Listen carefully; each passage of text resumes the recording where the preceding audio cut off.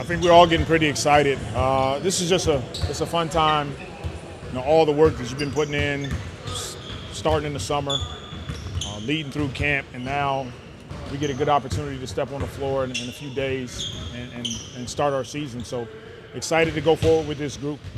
As a former player, does the jitters of the first game, does it differ as a coach, and just what is that feeling like?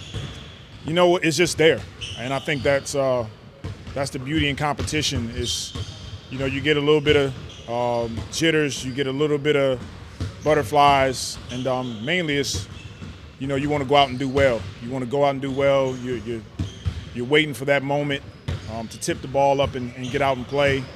And that's just high-level competition. It's fun, it's exciting, and our guys are itching to get started. What are your expectations for Zion this season? Like, what do you want to see? What do you need to see out of him? Keep taking a step forward with, the conditioning component. I have to commend him. He's doing everything he needs to do to take care of his body. That's going to be important for him to be available for us. Continue to step on the floor and be the Zion that we know he's capable of being.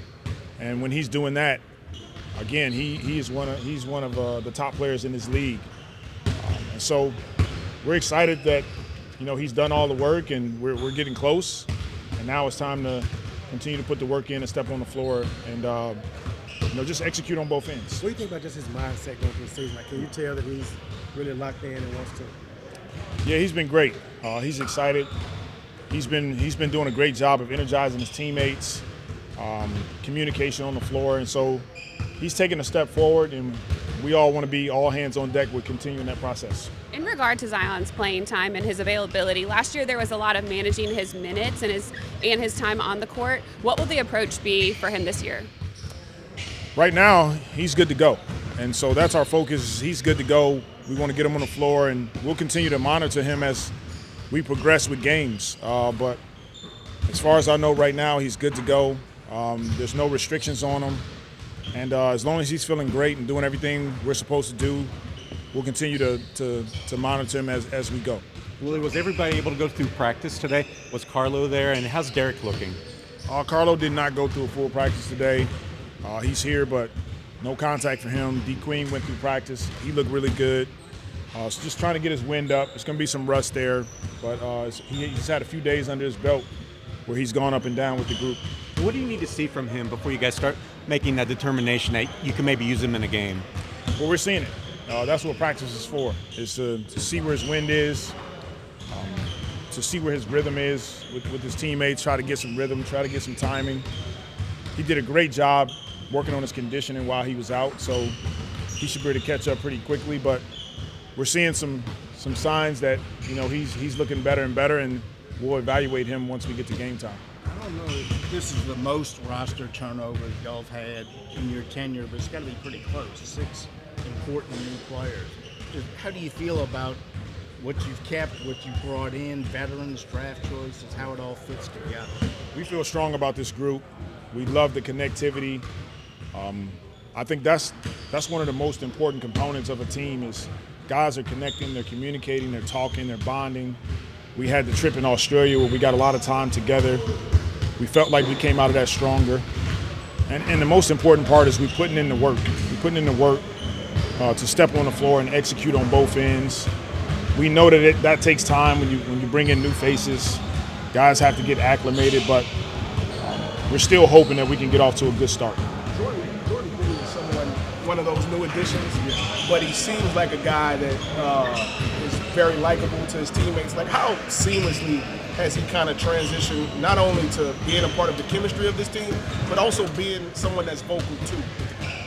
Yeah, he's done it. He's done both. His transition has been great. He's communicating with the staff and the players. He's excited to be here and have an opportunity to step on the floor with his teammates soon. JP is one of those guys that he's like a young, experienced vet.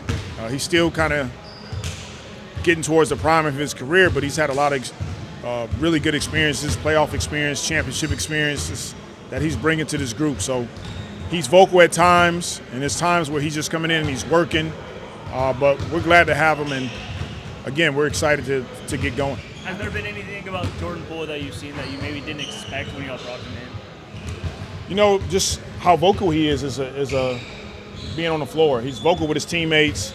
Sometimes he's stopping practice and he's pointing things out. That's what a young group needs. It's not always me. I'm encouraging our guys, and they're holding each other accountable to, if something doesn't go right, they'll stop it and talk about it. If something goes well, they'll stop it and say, we got to do more of this.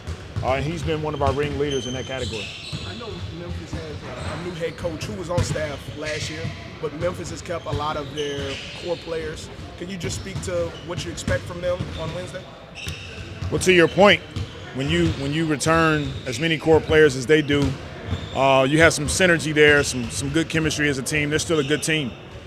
So they want to play fast. We know they were one of the better teams in transition. They're a team that drives the ball. Historically, they've been a good defense, especially with Jaren Jackson down there. So we expect that team to be very sound. They execute on both ends. It's going to be a real good challenge for our group. You mentioned Jaren Jackson, and obviously all defensive teams, defensive player of the year and whatnot. How much does he make their defense go? He's special defensively. He covers a lot of holes. He allows their guards to press up on you. Sometimes they're in denials and denying you the ball. He's back there covering the basket. So he's a big part of what they want to achieve defensively. I know the guy has been dealing with a bit of an ankle injury, but when he's on the court, how different is that offense in that team? Again, he's dynamic offensively. He's fast. He can shoot the ball. He can drive the ball. He's finding his teammates. He's one of those guys that he touched the floor and he's electric. So it's going to be a group effort for us defensively against him. The recent preseason games were both really good tests for your defense. Are there certain things that you want to sharpen up in the next few days before you play the Grizzlies at the defensive end? Yeah, we're always looking at, sort of our pillars. A lot of teams are getting up and down, so transition defense is extremely important. Getting back, taking away easy baskets. We got to do a better job of keeping teams off the foul line. We want to be physical, but we want to be smart.